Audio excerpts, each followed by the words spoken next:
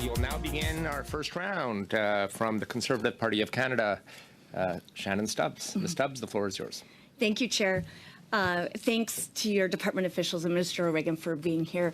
I've enjoyed many of our conversations about the inextricable links between Albertans and Atlantic Canadians who over generations have built each other's provinces to the benefit of all of Canada.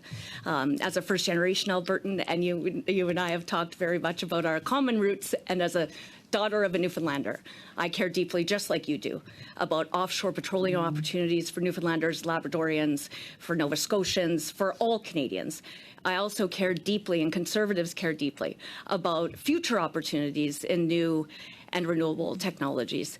And just as you have outlined, it is surely true that the same pioneers and innovators who have unlocked offshore Newfoundland and Labrador with incredible talent and technology are the same pioneers who unlock the oil sands, and they'll be the same pioneers to lead the future of alternative technology development and the fuels of the future. But here's what my concern is about C49, despite the mischaracterization from your colleagues. I won't hold that against you because you haven't been here at the committee. This is the problem with the bill. You know, the global market for offshore petroleum exploration and development is highly competitive because it's extensive in scale and cost and risk. Even exploration is outstanding in that way.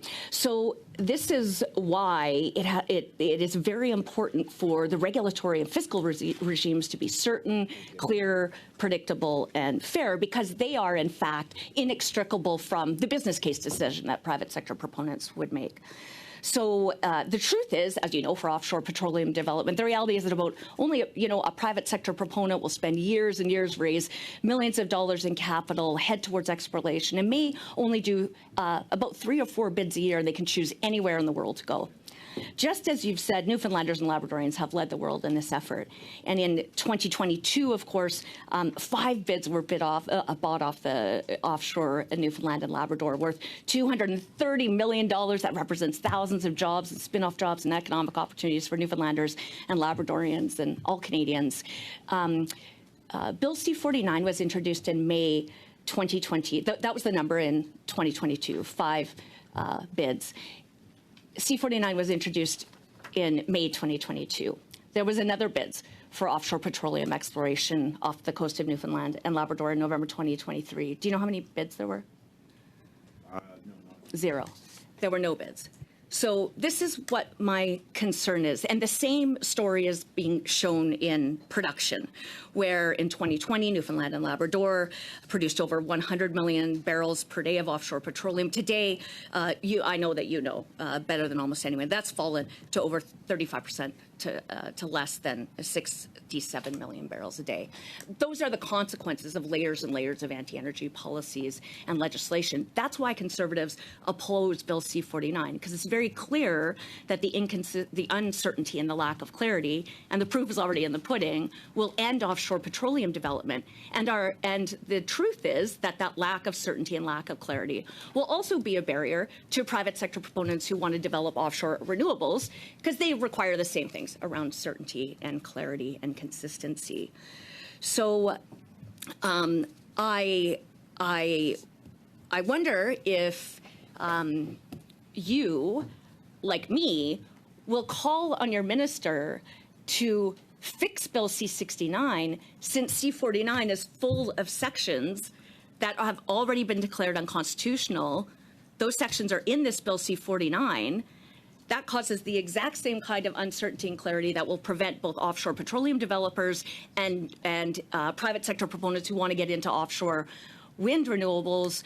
Are you also concerned that the government has not done a single thing to fix C-69 now in 110 days, but Bill C-49 includes section 61, 62, 169, and 170, which all come from C-69, and they're all unconstitutional?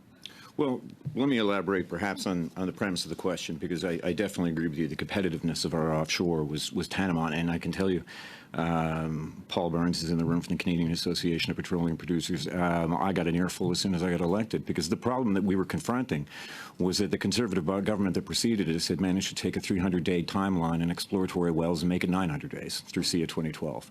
It put us completely out of the ballpark when it came to competing with the North Sea or competing with Norway. It's been in place which for we 9 have years, reduced from and you are the 900 days minister to right 90 now, days. and we're dealing with We Bill reduced it from 900 days to 90 days, and ironically, I know you said a lot of disparaging thing about the IAA. We have So the timeline Minister, I'll can- ask you to just hold a sec, hold your thought. We have a point of order from He's actually not on the Mr. question, I Aldag. guess. Mr. Aldag. Well, I'm going to go back to the same issue that we had a couple of days ago with members asking questions but not allowing our witnesses to be able to respond.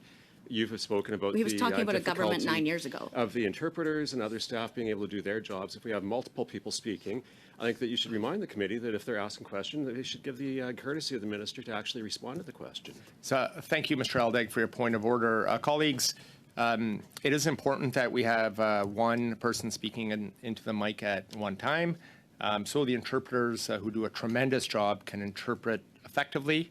And so let's make sure that we do allow, as the question comes, the minister can finish his answer and his thought, and then you can proceed to another question. I hope all colleagues can abide by these rules for the best interest and functioning of our committee, but most importantly, that for the interpreters, who we want to make sure who do a concise and accurate job of interpreting.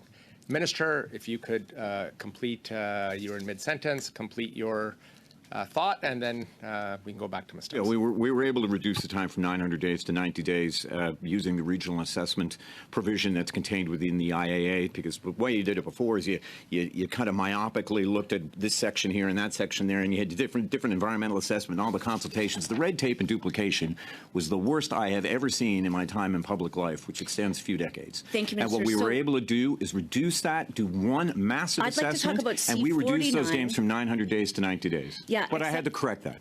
Yeah, Because that competitiveness except is the problem really is important. It's not true, because the reality is No, in it's absolutely true. C-69, the minister has the power to interfere, to stop, start, or extend the timeline of any project assessment for any condition the minister deems necessary.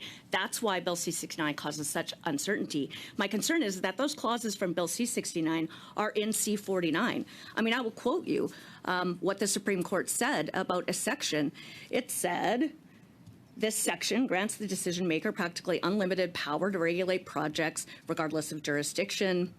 And this is the problem. So this issue about political interference, being able to set new conditions, also the impact of being able to unilaterally declare anti-development zones, causes great uncertainty for offshore development on both offshore petroleum, but also any private sector proponent who wants to get into developing offshore Industry in which my renewables. province relies on for its prosperity, you managed to change the goalpost from 300 to 900 days. That is political interference. We reduced it to 90. Simple as that. Your government Thank has you, been in power for 9 Minister. years. We do that. Thank you, Ms. But there's Stubbs. zero bids Time in projects is offshore up. in Newfoundland.